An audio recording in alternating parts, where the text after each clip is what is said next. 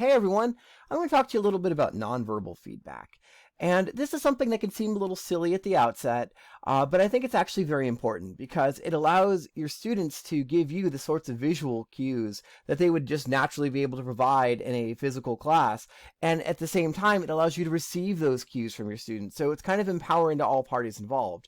Your students gain the ability to let you know that they understand what you've just said, that it's really great.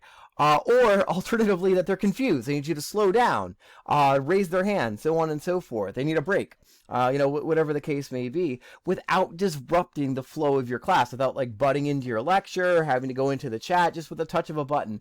And ditto for you. It allows you to visually sort of see what your students are experiencing without, having to check the chat or anything of that nature.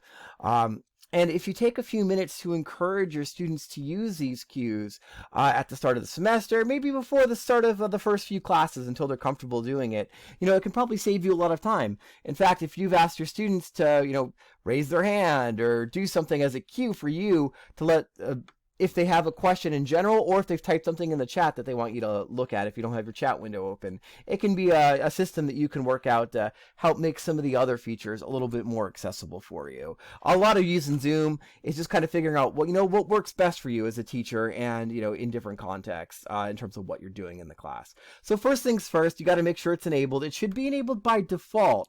But as with every single feature that we really cover in this training, if it's not enabled, if you go to the meeting settings, you can scroll down to any of the features, and so here you would just toggle it on if it wasn't on for some reason, but it should be on by default.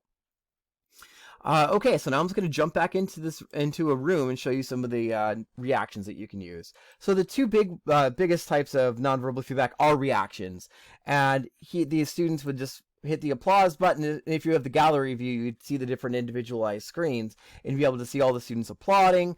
You can also use this applause as a hand raise.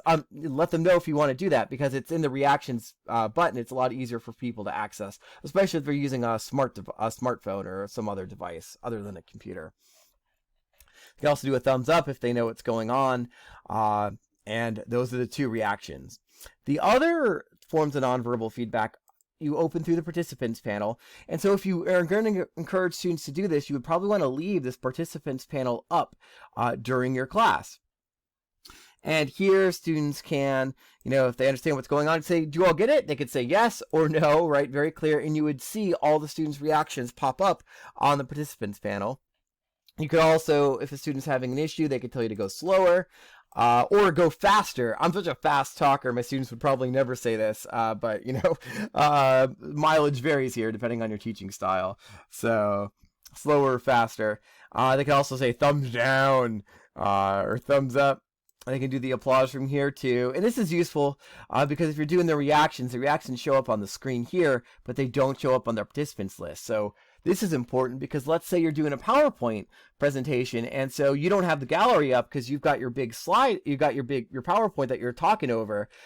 You would might want to let them know, hey, if you do a reaction, I'm not going to see it. However, I'll have my participants panel open, and so if you have a question or something of that nature, you could do that.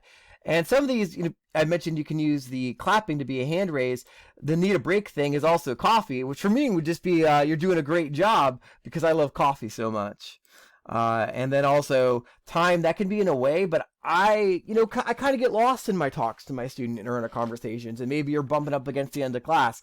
If students realize that class is going to end in a couple of minutes, maybe you don't want them doing this. For me, I do, because I will just lose track of time. Right, I really will. It's something I do all the time. So I actually ask students to let me know if we're about to bump up against the end of class. So that could be something that you do. And they can also clear it by doing that. And so, there are just all these great features you can use to let students give you feedback in a way that also won't be disruptive to class. And that's the quick tutorial on nonverbal feedback. Thank you very much.